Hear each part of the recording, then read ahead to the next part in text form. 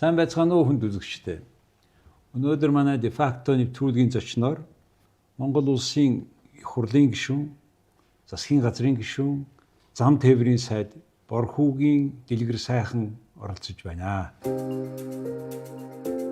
Борхүүгийн Дэлгэр сайхан Монгол улсын их хурлын гишүүн, зам тээврийн сайд Дорноговь аймгийн Сайн Шанц сумын 1-р 10 жилийн ерөнхий боловсролын дунд сургууль, нийгмийг аюулаас хамгаалах яамны дэргэдэх цэргийн дээд сургууль буюу одоогийн хууль захиулах их сургуулийг хуульч мэргэжлэр төгссөн. Дорноговь аймгийн цагдаагийн хэлтэст мөрдөн байцаагч, цагдаагийн газрын ахлах мөрдөн байцаагч, мөрдөн байцаах тасгийн даргаар ажиллаж исэн. Улсын их хурлын гишүүнээр 3 удаа сонгогдсон. 2024 оны 7 дугаар сарын 10-ны өдөр засгийн газрын гишүүн, зам тээврийн сайдаар томилогдсон ажиллаж байна.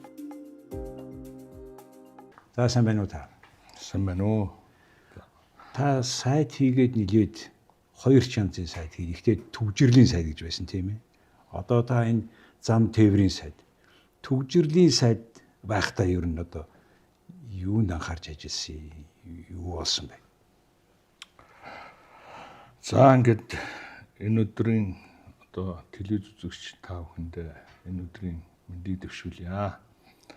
Тэгээд цаг үеэ олсон энэ ярилцлаганд бас оролцож байгаа баяртай байна. Улс орны хөгжил бол нийслэлтэй манд салшгүй холбоотой. Тэгээ миний бие 23 оны 11 сард анх одоо Монгол улсын сайд Улаанбаатар хотын төвжирлийг бууруулах үндэсний хорооны даргаар анх томилогдсон. Та бүгд санаж байгаа бах. Би анх одоо ерөнхий сайдуудад та одоо энэ сайдыг хийх хэрэгтэй байна гэсэн. Тэгээ энэ ч одоо бас сонгуульд өгч байдаг нэлээд асуудалтай энэ одоо над бол хэцүү л байна гэсэн. Тэгээд танаас өөр одоо хийх хүн алгаа гэсэн. Тэгээ би одоо ерөнхий сайдын итгэл өгч юм чинь хүлээж аваад их хурлаар орсон. Тэгээ би энэ миний нэг хэлсэн үг гэдэг. Би хайруулын тавган дээр суучлаа да гэж. Би одоо энэ бол одоо юу гэж сутахтай юм гэхээр ер нь нэлээд хатуух юм дээр би очлоо доо. Яг нөгөө урд талднаас автобусны хэрүүл зарга маргаан гэж зөндөөл юм байсан. За энэ сайдын ажлыг аваад зүгээр ганцхан одоо засгийн газрын тэргүүний өгс үүрэг бол нийслэл хотын өвөл одоо унаа тэрэгний асуудал хүндрэлтэй болчлоо.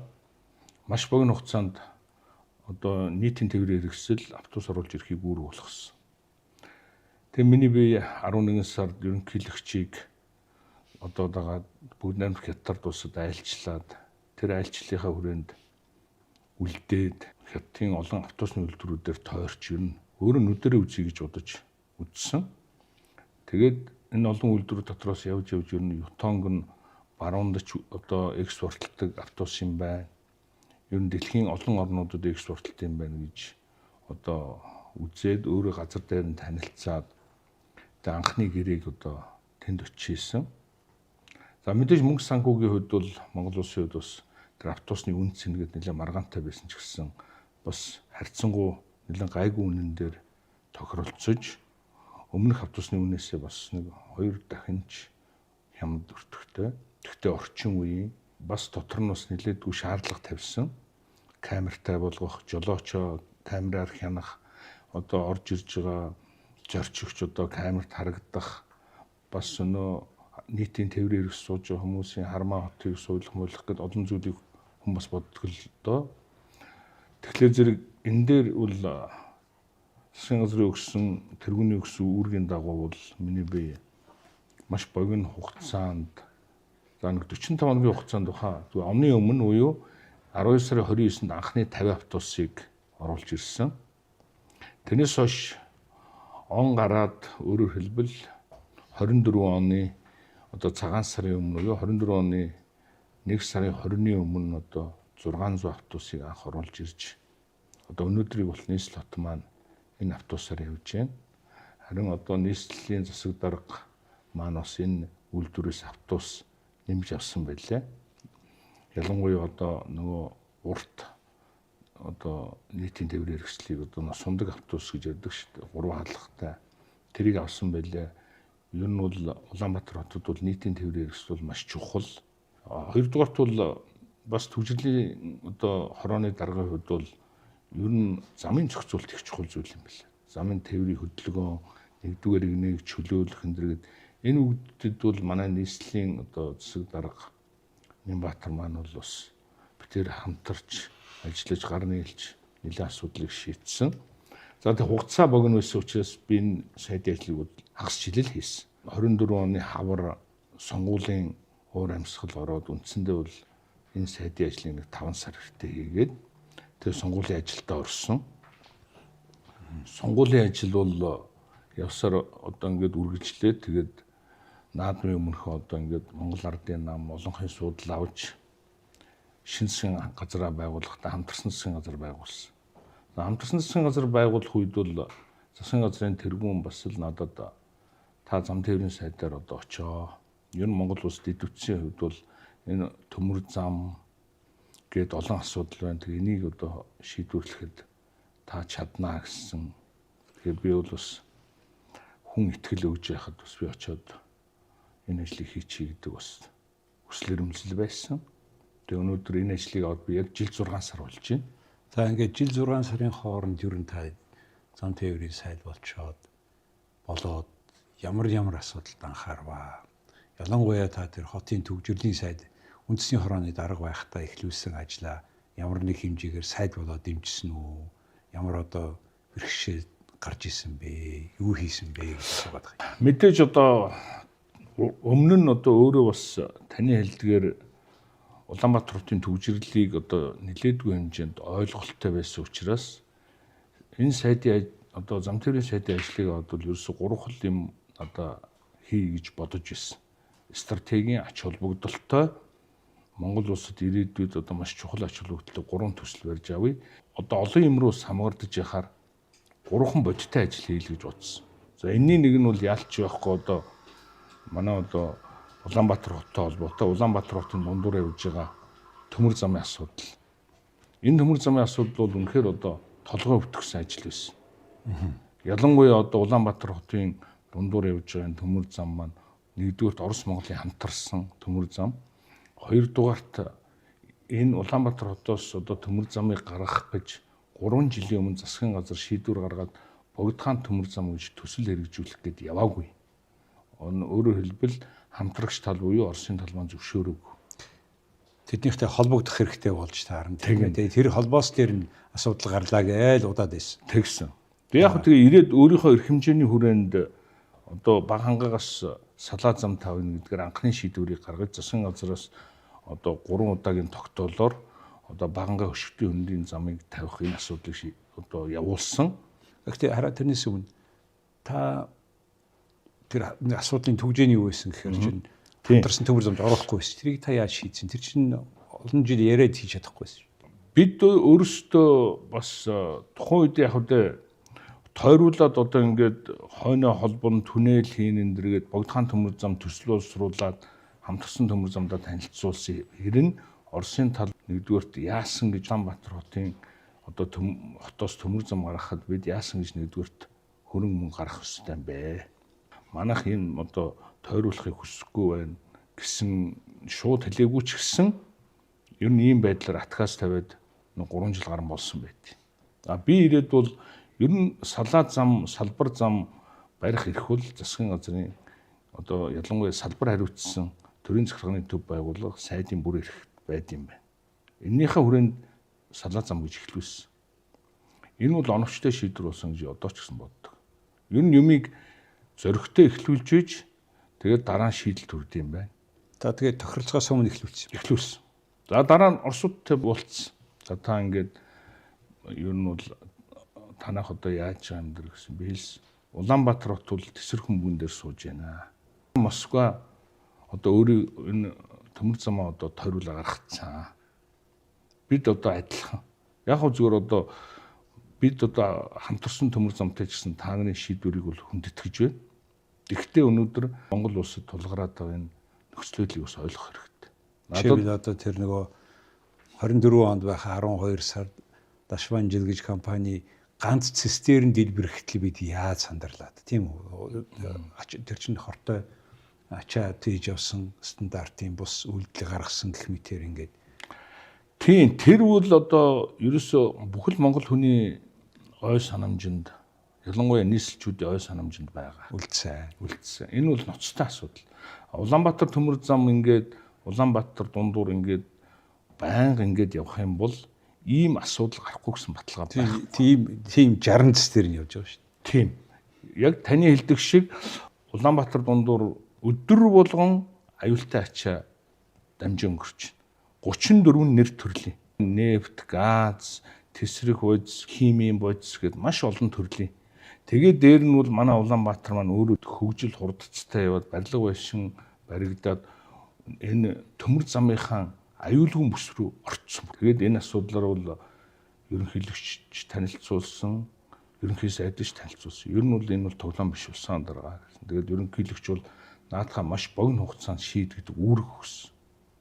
Тэгээд энэний дагуу бол миний би энэ замаа эхлүүлсний дараа хамгийн анхны уулзалтыг Орос улстай өнөө Шанхай хамт ажиллагааны орнуудын төрийн тэргүүнүүдийн уулзалтын үеэр Тэнжинд Оросын шин сайдтай уулзсан Никитэнтэй. Тэр Никитэнд бол хэлсэн. Одоо манай энэ асуудлыг та нар шийдэхгүй бол бид өөрсдөө шийднэ. Нэгдүгээр, хоёрдугаарт бол хамтарсан төмөр замаас ямар нэгэн мөнгө гаргуулахгүй. Та нарын урд өмнө одоо манай тавьж исэн саналыг би ойлгож байгаа. Нийслэл өөрийнхөө асуудлыг шийдэхэд Улаанбаатар төмөр зам хамтарсан төмөр замаас ямар нэгэн хөрөнгө мөнгө гарах албагүй гэдгийг би бол сонссон. Тийм учраас бид нар нийслэлийн асуудлыг өөрсдөө шийднэ.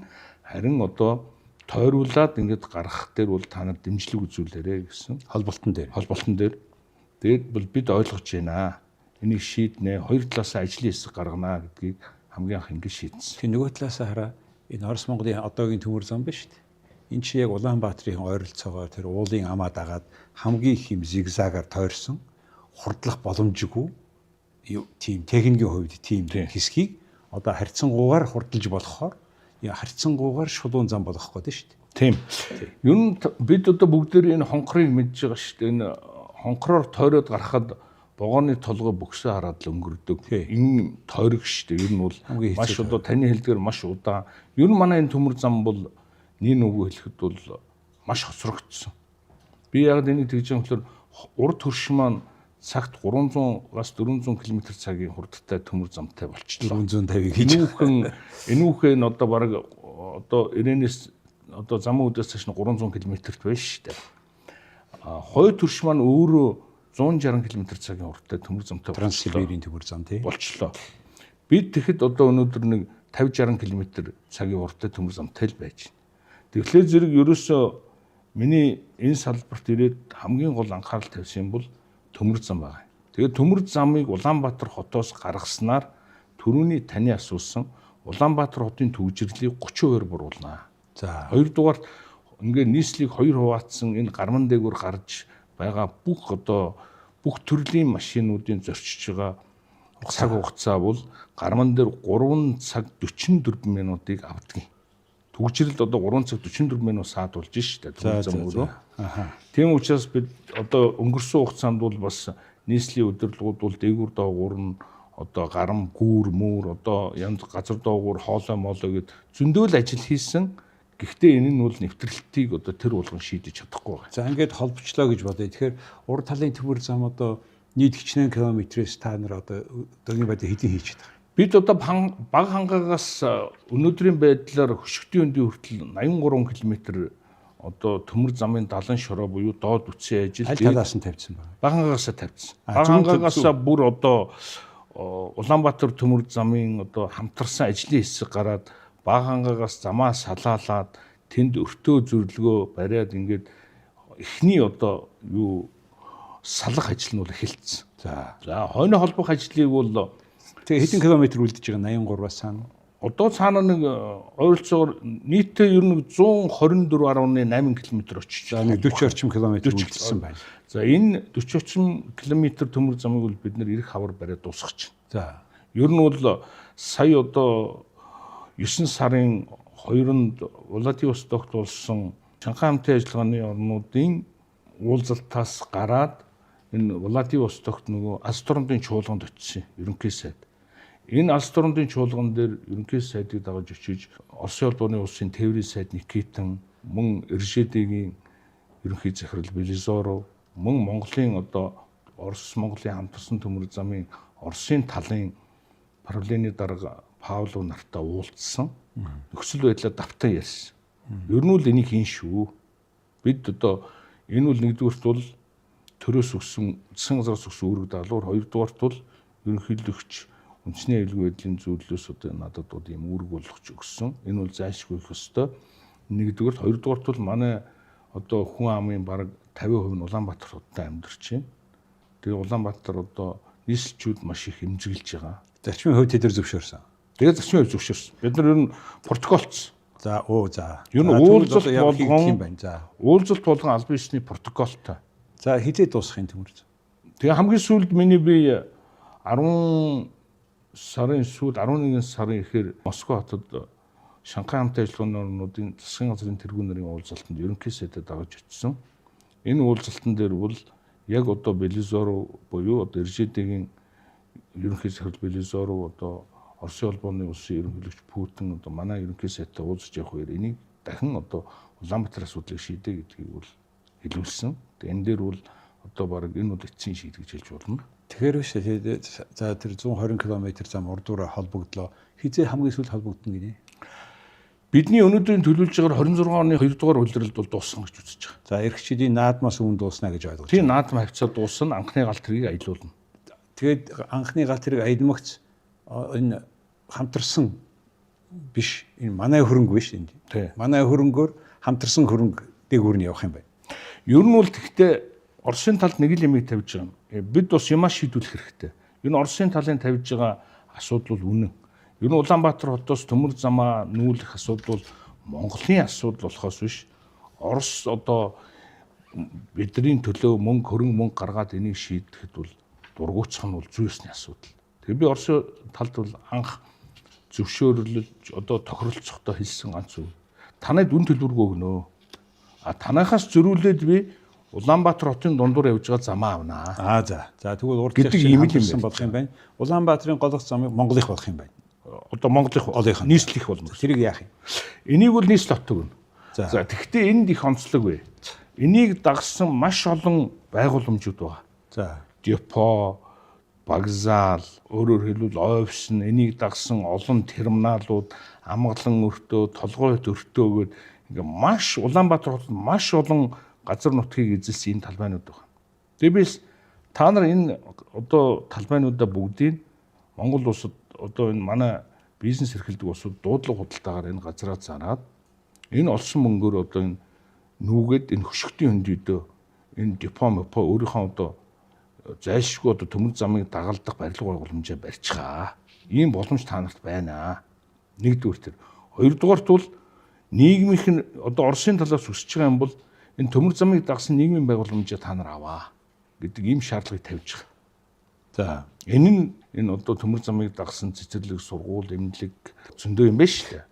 Яг нь зүгээр өнөөдөр бол энэ өнгөрсөн 30 жилийн хугацаанд бол энэ улсын төсвийн одоо нуруунд дээр энэ олон ачааг одоо Улаанбаатар төмөр зам хамт үүрэлцэж байсныг гавьяаг бол бид үнэлэх ёстой. Гэхдээ өнөөдөр бид зах зээлийн нийгэмд ороод 30 гаруй жил болж байхад компани гэдэг бол компаниараа л ажиллах ёстой. Компаниуд ашиг олдог байгууллага болохоос биш буйны байгууллага биш байхгүй. За тийм учраас Оросуудын тавьж байгаа авах уу бид нар зүй ёсны шаардлагыг одоо авъя гэдэг дээр би одоо хэрвээ яг тийм компани зарчмаар явж байгаа бол таних яг зөв. Тэгэх юм бол энэ Орос Монголын хамтарсан энэ үйлдвэрийг угаасаа нийтийн компани болгоод хувьцааг нь гаргуулад ингээ зарвал яасан. Болохгүй юм байхгүй. Тэгвэл бид нар заавал хоёр засгийн газар ер нь ороод хараа засгийн газар угаасаа бизнес муу хийдгийг манай бизнес харуулж байгаа. Хоёр засгийн газрын хоёулаа муу хийдэг юм заавал ингэж байлгаснаас хоёр засгийн газар нийлээд энийг APO хийгээд олон нийтийн болгоод зарчих бол аль алинд ашигтай юм шүү. Одоохондоо энэ асуудлыг тэгж шийднэ гэж бол би хэлж мэдэхгүй байна. Болоогүй байх. Ер нь цаг нь болоогүй. За хоёрдугаар нийгмийн байгууламжаа ингээд та авчих юм байна. Улаанбаатар хот руу тэг голынхаа төмөр замыг бүх юмтай зарагдаад тэгээд дараа нь хот руу шилжүүлээд нийгмийн байгууламжтай шилжүүлчих юм байна. Тэгнь. За тэгээ энэ гол зам бол яг ингээд Улаанбаатар хотын мэдлэлд үлдчихэж байгаа.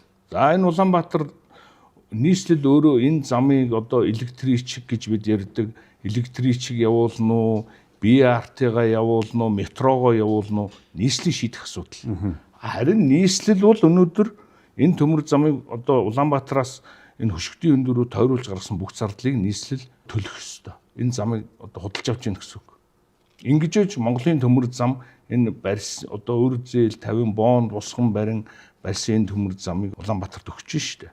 Тэгэхээр зэрэг Улаанбаатар хотын бид нар бол нэгдүгээр аюулгүй байдлыг хангаж өгч байна. Манай ард иргэдийн Монголын ард түмний хувьд маш чухал зүйл. За ойлголоо. За тийм юм хийгдэх гэж байгаа юм байна. За ингээд та энэ төмөр замтай холбоотой нэг асуудлыг шийдсэн байна. Өөр сайд болоод юу хийж За хоёр дахь асуудал бол мэдээж одоо хил холболтын асуудал. Одоо Монгол даяараа л одоо шуугж исэн гашуун сухад ганц модны хил холболтын асуудал бол 16 жилийн дараа анх удаа шийдэгдэж. За тэгээ энэ асуудлаар манай одоо тал манай засгийн газар бол 3 жил гарan хятадын талд одоо 55 удаагийн уулзалт хийсэн байт. Намайг одоо ажил авахаас өмнө. Тэгээ миний би ажил аваад би их хурд дээр ч ирсэн 56 дахь уулзалтанд орсон. Тэгээ 56 дахь уулзалтан дээр очихдоо бол нэгдүгээрт бол ажлын хэсгийн ахлагчаар бол тэр үеийн эрдэс соёлын сайд Туван сайд ажлын хэсгийн ахлагч байсан. Миний бие бол бас дэд үтсийг хариуцж байгаагийн хувьд бол зам тээврийн сайдын хувьд дэд даргаар нь томилогдоод анхны одоо уулзалтыг China Energy компанитай хийсэн. Оюун эрдэнэ ерөнхий сайдд бас энэ ташранд бас талархаж байгаа. Яг гэвэл энэ том асуудлыг шийднэ гэдэг бол миний төрөний хэлгээр бол зориг гаргаж шийдсэн шүү. Иргэний зориг гаргаж. Энийг шийдэхгүй бол Монгол улс нүүрсээ экспортлоход маш хүндрэлтэй болно. Ер нь бол хятадын тавьдаг шаардлага бол ийм л юм бэл. Бид бол ингээд та нар 16 жилийн өмнө бүгдээрээ хамтраа төмөр замаа тавиад 5 толгойн нүүрсээ зөөё гэдэг асуудал ярьж яагаад төмөр зам тавиулсан та нар. Хэдэн 100 км. Тэгтэл та нар одоо бид нар ингээд 10 гаруй жил одоо ингээд хөлөгцсөн. Өөрөөр хэлбэл одоо хуурсан бид нар гэж ийм л юм тавьд юм байл. Тэгээ одоо ингийн тулд яах юм бэ гэсэн. Гэхдээ яг одоо тэгэд бид нар одоо тийм эдийн засаг сайн ч биш. Та нарт бол төмөр зам тавилаа гэд энэ нөхөн төлбөр янз бүрийн бичин бид нар бол төлж чадахгүй алдагдсан тэр боломж манайд ч бас байна. Бид нар ч одоо ингээд алдагдсан боломж 44 их 80 тэгэл одоо яриа л байдаг мөртлөө хятадын тулд юу гэж хэлдэг вэ гэхээр та нар манай алдагдсан боломжийг хэзээ нөхөн төлөх юм бэ гэдэг асуудлыг тавьсан. Тэгээ яаж шийдсэн гинэ? Тэгээ бид нар хоорондоо нэлээд маргалдаж олон удаагийн 3-4 удаагийн уулзалт хийгээд ер нь надад алдагдсан тэр төмөр зам барьсан асуудал одоо хойшоо тавья болий. Хятадын талч бас нэххээ болий. Харин зүгээр одоо та нар өнөөдөр манай төрийн өмчтэй болон одоо манай хятадын хувийн компаниудад нүүрсийг одоо хөнгөлтөө үнээр өгж байгаа. Энэ үнээрээ л бид нартай одоо гэрээ хийчих. Тэгээд бид энэ хил холболтын төмөр замаа хэдүүлээ хамтраад тавья гэдэг ийм асуудлыг тавьсан. Тэгээд бид ч гэсэн одоо их хурлаараа харьбины гэрээг энэ хоёр засгийн газар хоорондын гэрээг оруулаад хоёр удаа оруулаад зөвшөөрөл аваад тэгээд засгийн газар бол их хурлаас авсан зөвшөөрлийнхаа дагуу Туван сайд бүтээрт бол гарын үсэг зурах эрхийг засгийн газрын хуралдаанаар олгосон. Тэгэхэд засгийн газар та нарыг ямар үнээр өгж байгаа энэ төр мэдчихсэн. Тэр үед чинь бол энэ засгийн газар хоорондын гэрэн дээр бол нүүрсний үн мөн гэж бол бас байхгүй шүү дээ. Бид нарыг энийг одоо харилцсан та нар тохироорой л гэдэг үүрэг өгч байгаа. Тэгэхээр гишүүдийн одоо энэ тавьж байгаа асуудлыг бол зүй ёсны асуудал би үгүйсэхгүй. Тэгэхдээ энэ сошиал энэ манай зарим одоо гишүүдийн буруу ойлголтоос болоод хямд үнээр өгж जैन нүүрсээ хохирч байна. 40 тэрбум ам долларыг бараг л одоо оюун эрдэнэ дэлгэр сайхан Туван энэ дөр хуваагаад ган төмөр энэ дөр хуваагаад ичсэн юм шиг л одоо баахан PR явуулаа. Гэхдээ яг одоо юм хийсэн хүн бол баалуулах нь зүй ёсны асуудал. Гэхдээ ямар нэгэн ийм юм байхгүй болохоор би бол энэ дээрээ бол зөрөгтэй байх. За. Тийм ч учраас энэ төмөр замыг бол холбод дуусгана. За, хинжээ дуусгах юм. Аль зэрэг явж гин энэ ажил. 2 км-ийн зөрөөтэй байна, өндөр намын зөрөөтэй байна. Яг нь ер нь бол зураг төсөл нь гараад дууссан. Гэрээгээ хийчихсэн энэ төмөр замыг бол China Energy-гийн доор байдаг CRC гэдэг төмөр замын барилга байгууламжийн компани тендер шалгарсан. Энэ тендерийг манай худалдан авах ажиллагааны газар зарласан. Тэгээ барьж эхэлсэн. Эхэлсэн. Одоогийн байдлаар бол нийтдээ нэг 3000 гаруй багнан суур босхоос 1100 багнан суурийг босгочод байгаа. За. Хятадын талтай анх гэрээг бол одоо хийхдээ бид нар 2 сарын 15-нд очиж харьбины гэрээг зурсан. одоо Харбин хотод очиж тэр үед бол Харбинд ягаад зурсан ихлээр зэрэг Харбинд бас олон улсын форум болсон юм. Эдийн засгийн форум. Тэгээ энэ форум дээр Хятадын ерөнхий сайд мөн одоо Монгол улсын ерөнхий сайд очиж энэнд оролцоод тэгээ ерөнхий сайд нарын зогсож байгаа эцэлгийн сайд бид одоо гарын үсэг зурсан. Энэ бол их хурлаасаа авсан, засгийн газараас авсан зөвшөөрлийн дагуу зурсан. Хизээг тэгээ холбогдно гин. За энэ төмөр замын ажил бол 6 сарын 15-нд бид нар анх ганц мод гашуун сухад дээр нээлттэй хийгээд ажил эхэлсэн. Ажил бол гайгүй явж байна. 6 сар орчим явж байгаа. Тийм. Хятадын тал бол 2 жил 2 сарын хугацаа буюу 24 сар хийнэ гэсэн. Тэгээд энийг багасгаад бид нар 22 сар болгож байгаа гэсэн үг. За. Тэгээ ямар ч гэсэн 27 оны 4 сар гэхэд бол одоо хүлээж авнаа. Яг нь гэрэн дээрээ бол 27 оны 6 сар гэж байгаа боловч ер нь бид нар 27 оны 4 сар гэхэд дуусгана. Жил дараа үндсэндээ дууснаа гэж ярьж байгаа юм байна тий. Тэгээ энэ асуудал бол яг зүгээр би зориуд ингээд нэгэнт одоо дэлгэцээр ярьж байгаагийн хувьд бол бас Монголын ард түмэндээ бас энийг зориуд одоо бас зөв ойлголт өгөх үүднээс ярих нь зөв гэж байна. Тэгээд таны ч бас асуусан асуулт. Ер нь Монгол улс 70 жилийн дараа анх удаа хоёр гарцтай болох гэж байна.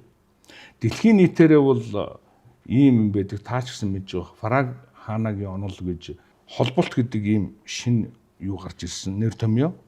Хэн сайн холболт хийсэн ард түмэн засгийн газар хождог гэдэг ийм одоо онол бий болсон. Тэгээ энэ хүнтэй манай ярьс миний хамгийн анхны ярьсд орсон юм. Фараг хаана. Тэгвэл та бол одоо нэг Монголиа гэдгийг Монголиа гэж хэлсэн нөхөр байхгүй юу? зөв. Тэгээ connectivity буюу энэ холбоо суучин эдийн засгийг өөр болгох юм. Ердөө л энэ байхгүй юу? Тийм учраас одоо өнөөдөр ингээд зүгээр Казахстан гэхэд 3 замаар холбогдож байна. Тий. Төмөр замаа. Орос гэхэд одоо юу Владивосток тэгээд тэр өшөө наагур Забайкальскаар хоёр ч холбочлоо. За. Тэгээд ингээд бусд одоо манайх дунд нь байж хахад чинь манайхыг тойруулаад холбоод байхад манайх ганцаараа үлдэж байгаа байхгүй юу? За ингээд холбогдож байгаа юм байна. Бид нар энэ холболтыг одоо хийснээр манай эдийн засаг л өснө. Хараа та яг энэ төмөр замын холболт хийгдээд энэ ачаа шин шууд Хятадын тал руу ордог болоод ирэх үеэр яг хав тэр нөгөө царгийн зөрөөнөөсөө болоод шижүүлэх ажим гарах байх. Тэгвэл энэ автомашинаар зөөж байгаа энэ урсгал энэ хоёрын хооронд ямар харьцаа бий болох вэ? Бид нар илүү их нүрс гаргая 3 бомтой ингээд хил дээр ирчихсэн 3 бомтын төмөр замыг ингээд холбоё гэдэг холбох энэ асуудлаа шийдэж чадах юм бол одоо жишээлбэл ганц мод гашуун сухатаар жишээ авахад бол нэгдүгээрт бол өргөн царгаараа цогццсий одоо өөрөөр хэлбэл уурхай дээрээс нүрсээ ачаад шууд ганц мод дээр буулгах гэсэн үг. Хил хооронд одоо машинаар зөөхгүй гэсэн үг шүү. Хил даваад буулгах. Хил даваад шууд тэдний ач хуулах терминал дээр бууччих байгаа гэсэн үг. Хоёрт нь эдний нарийн цариг манай руу ороод ирж байгаа болохоор бид дахиад нарийн цариг дээрээс машинаар хил рүү аваачаад өөр дээрээс шууд ачиж байна. Ингэхэд бол бидний өнөөдрийн одоо техник эдийн засгийн үндслэлээр бол уурхай дээрээс 30 сая тонныг өргөн царгаараа явуулна. Нарийн царгаараа бол 20 сая тонныг гаргахад зөвхөн одоо юугээрээ бол 50 сая тонн гарна. Гашуун сар ганц модоор. За Сэхэ шивээ хөрөнгийн одоо төмөр зам бол нарийн царгаар ороод ирсэн юм манайд. За энийг одоо 300 метр байгаа. Энийг холбочиход бид нар бас нэг Сэхэ шивээ хөрөнгээр одоо нэг жилдээ бол нэг сайн гарахад 30-40 сая тонн нүрс гардаг. Өнөөдрийн байдлаар тэр төмөр замыг тавьсан байгаа. Энэ бол ялгаагүй төр хувийн түншлэлээр одоо бас нэг компани 6 км төмөр зам. Ер нь тэнд нүрс одоо экспортлдог компаниуд нийлээд хөрөнгө оруулаад тавьчихсан. За энийг холбох асуудал байна. Тэгэхээр энэ холбогдоход бас нүрсний гаралт бас нэг 70-80 сая тонн болж нэмэгдэн. За ингээд хоёр талаараа. За одоо 3 дахь гарц нь бол ханги мандлын төмөр зам байна. За цаанаасаа мандал талаасаа бугтаас мандал хүртлээр төмөр зам хятад бариад ороод ирсэн. Монгол тал бол зүүн баян цогццын замаас салаалаад 230 км төмөр зам барь ханги руу ороод очсон. Одоо энэ хоёрын хооронд ердөө 7 км-ийн зай байна. За энэ хоёр бол ямар нэгэн зөрөө байхгүй шууд холбогдно. За энэ зам холбогдоход хамгийн багадаа нэг 20-оос 25 сая тонн нүрс гарна. Ингээд нийлээд Монгол улс нэг жилдээ бид зөвхөн одоо төмөр замаараа бол нэг ойролцоогоор 165 сая тонн нүрс гарна гэж үзэж байгаа. За тооцоо. Энэ бол өнөө бидний холболт гэдэг түрүү та ярьлаа шүү дээ. Тэр холболтын дүр ач байхгүй. За хажуугаар нь бид нар бас зүгээр суухгүй машинаараа гардаг юугээ хий. Бүх хүчээрээ, бүх замаараа, бүх чадлаараа бүхэл боломжоор одоо ашиглахгүй бол өнөөдөр цаг хугацааны хүчин зүйл өөрөө үн цэнтэй болчихсон. Нүүрсийг орлуулах юм гараад ийн тийм ээ. Гараад одоо жил одоо ингээд ирэх тусмал шин ийм технологи, ноу хав гараад байгаа болохоор нүүрсийг дэлхийд дахинаараа магадгүй 10 жилийн дараа одоо хүн хамгийн цаадлын хугацаа ярьж байгаа шүү. 10 жилийн дараа бараг нүүрс хэрэглэхгүй болохыг байдаг. За та зам тээврийн сайдын хувьд бас одоо бүх төрлийн зам, төмөр зам, авто зам, агаарын зам энийг хариуцдаг хүн. Агаарын тээвэртэй холбоотой юу хийсэн бэ? За агаарын тээвэр дээр бас ер нь нэлээд шинжилгээ. Ер нь сая бас улсын хур засгийн газраараа оруулаад навигацийн орлогыг улсын төсөв төвлөрүүлдэг байсныг 50% нь одоо татаас нь авах болж байгаа. За ингэснээрээ бид бол ер нь агаарын тээврийн одоо навигац гэж ярьдаг. Одоо энийг бол юу гэж ойлгох ёстой вэ гэхээр энгийн үгээр бол онгоцыг газарт буулгадаг, хөөргөдөг, дээгүүр нь Монголын агаар дээгүүр нисэж байгаа онгоц, дамжин өнгөрч байгаа онгоцуудыг хяндаг, эннийхээ төлөө төлбөр авдаг. Ийм л одоо хянах гэдэг маань удирдах гэсэн. Одоо аюулгүй байдлыг хангаж гаргаж яах гэсэн үг шүү. Тий, за энэ замаар яв, энэ замаар битээ яв гэдэг. Тийм бидний нүдэнд харагдахгүй. Гэхдээ одоо удирдах байгаа зохицуултыг хийж байгаа л ганц газар. Энэ тоног төхөөрөмж маань, навигацийн тоног төхөөрөмж маань бол анх ер нь манай Ахмад үеийнхэн өдөр 2000-ад онд бол маш сайн шинжил хийсэн юм байна лээ. Тэгээд энээс хойш бол манай навигацийн орлого бол маш сайн өссөн. Манай дээгүүр дамжин өнгөрд онгоцны тоош нэмэгдсэн. 400-аад онгоц байсан тийм ээ. Ковидын өмнө. Тийм ковидын өмнө. Тий өдөрт. Ковидоос хойш ингээд багасаад 250 болцсон. Яг нь энэ бол нэг талаар бол Оросын дайнтай холбоотой. Хоёрдугаарт бол бас бид нар энэ тоног төхөөрөмжийг шинжлэх асуудал зайлшгүй байна. Тэгээ энэ тоног төхөөрөмжийг одоо өнөөдөр бид шинжил хийж байна. Сарын өмнө миний би Францын элчин сайдын яамн дээр одоо Францын Thales компани дэд ерөнхийлөгчтэй уулзсан. Эднийх бол навигацийн тоног төхөөрөмж үйлдвэрлэдэг газар. Ер нь дэлхийд бол энэ Thales компани бас Испани бас нэлээд том компани бий. Хоёр компанийг бол бид нар судалж байна. Тэгээ ямарсан Францын банк бол биднэрт навигацийн орлогоо барьцаалаад эхний ээлжинд бол нэг 23 сая еврогийн зээл өгөхөр болж байгаа. Энэ шийдвэр өчигдөр ирлээ. Тэгээ энд бол одоо үнэхээр одоо бид маш их баяртай байгаа. Яг тэгэхээр бид богино хугацаанд энийг шийдэх боломжтой. Газрын баталгаа гаргаагүй юу? Ер нь бол баталгаа нэгсэн. Бид бол баталгаа гаргаж чадахгүй гэдгийг бол хэлсэн. Юм чинь үннээ хэлэх амар шүү дээ. Тэгээд нэгэнт одоо баталгаа гаргаж чадахгүй юм чинь бид нар навигацийн орлогоо барьцаалнаа. Манай орлого бол ингээд тоног төхөөрөмжийг шинжилснээр манай дээгүүр дамжин өнгөрөх онгоцны тоо нэмэгдэнэ. Хоёрдугаарт бол өнгөрсөн жил ер нь манайд ойролцоогоор манай Чингис хаан өшгтийн хөндий дэх Чингис хаан онгоцны буудлын дээр нэг өдөрт нэг 50-60 онгоц бууж хөрдөг байсан. Энэ жил бол 80 болсон байна лээ. Тэгэхээр зэрэг одоогор бол нэг 15 орны авиа компани нисэж байна.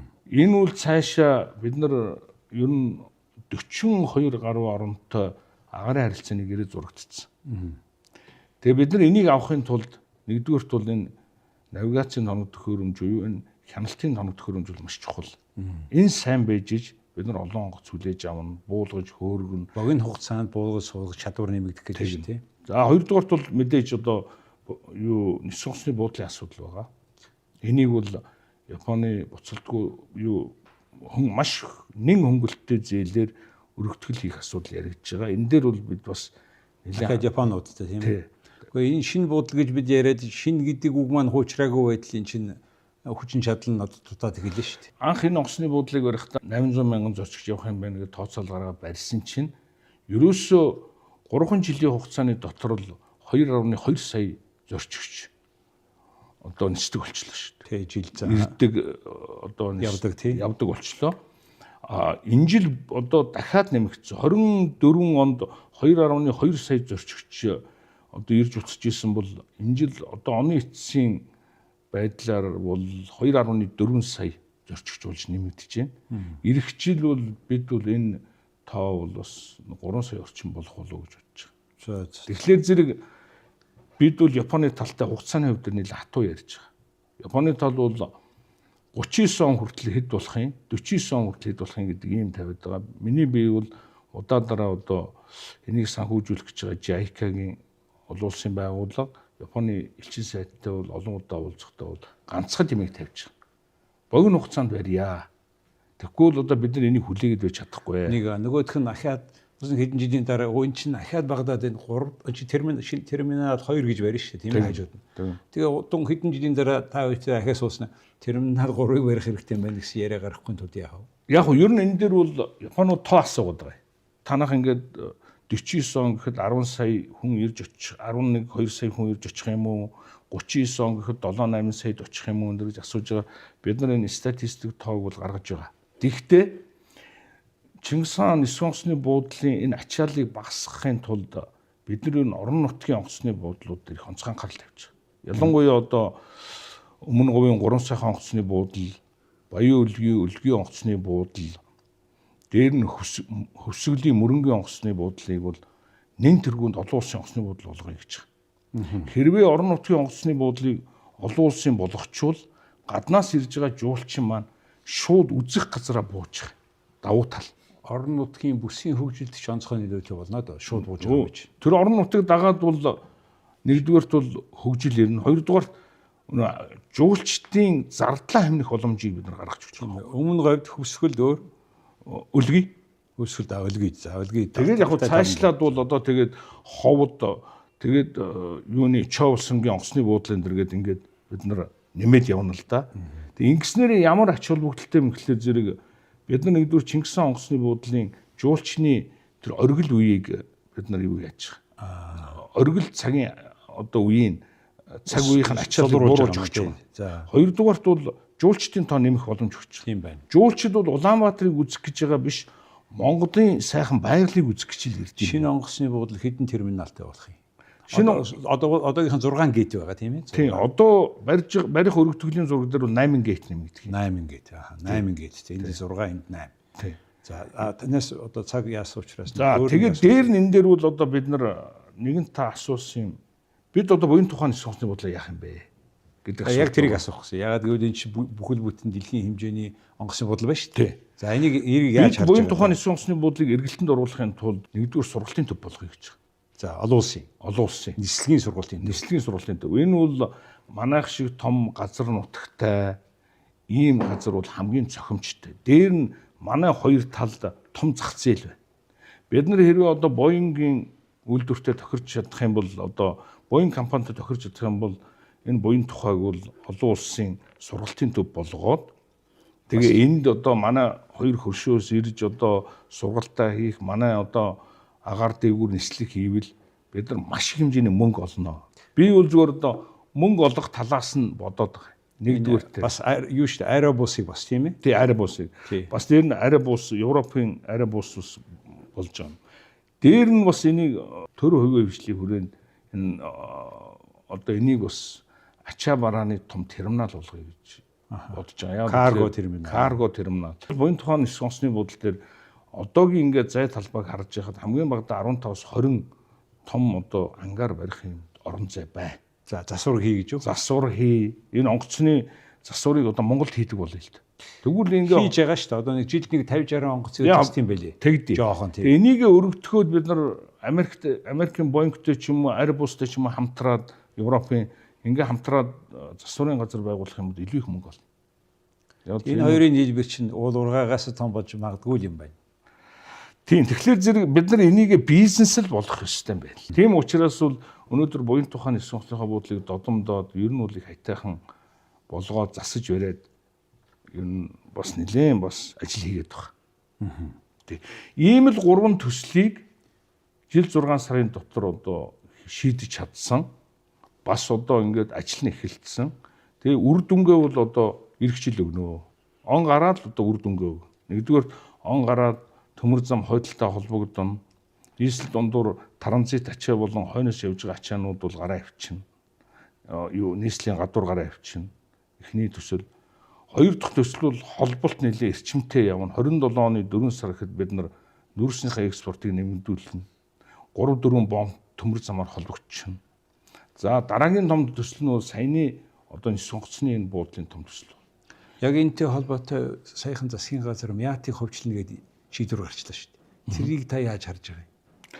Одоо өчигдөр бүлгийн хурлаар ороод Мяати эхний ээлжинд 10% хувьцааг хөрөнгөний биржээр дамжуулж хувьцаа гаргая гэж байгаа. Яг зөв би бодохдоо бид нар тэр Их Британий онгоцныхоо компаниг хувьчилсан хувьчлалыг бас юу н бодолцмоор юм бэл. Одоохондоо бид нар жил болгон ингээ хөрөнгө оруулалт хийгээд нэмээд явхлаа зэрэг хувьчил одоо жил болгон үн цэнтэй болоод өсөөд идүү их хүнээр зарах боломжтой юм хий. Одоо ингээ хөрөнгө нэмээд. За та бүхэн ингээд зам тээврийн яам гэхээсээ илүү зам тээврийн гол судснуудын хөгжлийн тухай ярьлаа. Цаг байгаа учраас зөндөө олон төсвүүд хийгдсэн байгаа. Тэгээ энэ дотроос ингээд үнэхээр зам тээврийн яам нь энэ агаарын тийм ээ төмөр зам, автозам энийг хариуцлагын хувьд бол ийм тодорхой ажлууд хийж байна гэж ойлголоо. Тэгээ танд одоо ингээд сайдын ажил хийж яагаад ийм ажил өдөржингүү ингээд та нар яваад байгаа энийг хийж яхад өнөөдөр танд цуглуулж байгаа хамгийн хэцүү сорилт юу вэ гэж хамгийн сүүлд асуумаар байна да. Яг сайдын хувьд ямар сорилт байна?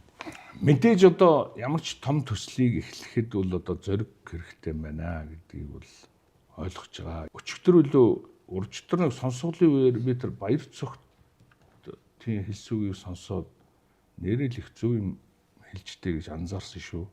Зориг гэж юу хэлж байгаа юм гэхээр ийм амиа хувиа хичээлгүй өөрийнхөө ирээдүйн карьерийг бодохгүйгээр том төслийг барьж аваад эхлэх хэрэгтэй юм байл. Тэгэхгүй ингээд би одоо энийг барьж аваад хил аманд орчих болов. Дараа нь намайг одоо чулуугаар шидээд эсвэл элдвэр хэлээд хожим ирээдүйн намайг одоо ингээд балбаад нүдээд байх юм болов гэвэл хүн юу ч хийж чадахгүй юм бэл. Хоёрдугаарт бол үлдсэн одоо энэ богинохон цаг минут би юу хэлэхээр авцамын тухай бас би ингээд орхигдуулчлаа. Авцамын хувьд бол юу шүү Монгол улс бол нэг 8100 км хатуучилтай авцамтай. Өнгөрсөн жил 427 км хатуучилтай авцам ашиглалтанд орсон. За зам бол тэргүй одоо зам тээврийн яамны өөрийнх нь ажил. Ганцхан энэ зам дээр барьж байгаа миний стратегийн бодлого юу гэхээр зэрэг төр үеийн хвшлийн түншлэлээр бид нар тусгай зориултын том замаа барих хэрэгтэй юм бэл.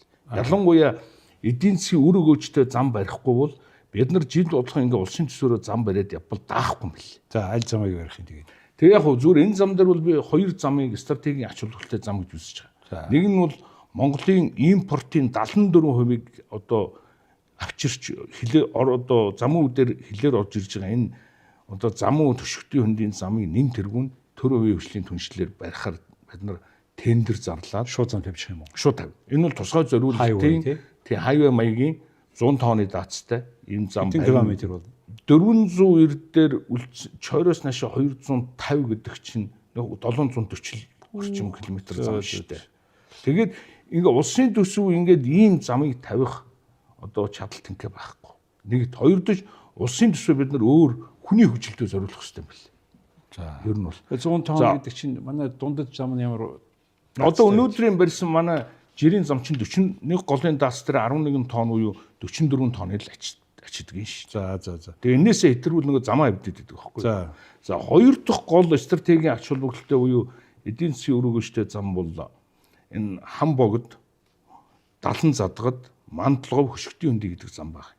Ер нь бол зургийг хийцсэн. Тэгээ энэ замыг бас тэгж байна. За ингэж вэж одоо Монгол улсыг тэтгэж байгаа одоо хоёр гол судас энэ. Хувийн компаниар байгуулна. Бариулна үндсэн. Тэгнь хувийн компаниар байна. Тэгээ тэр хувийн компани барьсан бол тэрүүгээр явсан зам төлбөртэй байна. Тэгээ тэрийн засварыг хариулсан. Тэгнь. Өөрийнхөө одоо эзэмшиж байх хугацаанд гэсэн үг. За том төсөл байна. За баярлалаа. Бид хоёрын яриа цаг хугацаанд яг хэдэрчлээ. Үнэхээр одоо агаарын, газрын, тэнгэрийн одоо 3 замаа ярьчлаа. Тийм мэдээж одоо цаг төрийн ажил хийх тийм амар биш байгаа. Тэгээ энд одоо ингээд таны хэлсэн зоригтой эхлүүлээд тэгээ одоо тэгэл юу лээ эцэн хамаагүй эхлэх нь чухал байна гэж үзчихэж ш тийм үү. Тийм тэгээ хамгийн сүүлд нь хэлэхэд бол ер нь аливаа том төслийг бол хийхэд би түрүү хэллээ зориг хэрэгтэй. За эхэлсний дараа бол бас төвчээр хэрэгтэй юм байна. Би яагаад энийг зориуд хэлж байгаа юм гэхээр үнэхээр одоо маш олон шат дамжлага, дарамт шахалтыг давж гарна гэдэг үл ер нь төвчээр юм биш үү? За улам их төвчээртэй байгаарай та. Баярлалаа. За хэрхэн хүнд үзэгчтэй өнөөдөр де факто нэвтрүүлгийн зочноор Монгол улсын хурлын гишүүн, засгийн газрын гишүүн, зам тээврийн сайд Борхуугийн Дэлгэр сайхан оролцлоо. Баярлалаа.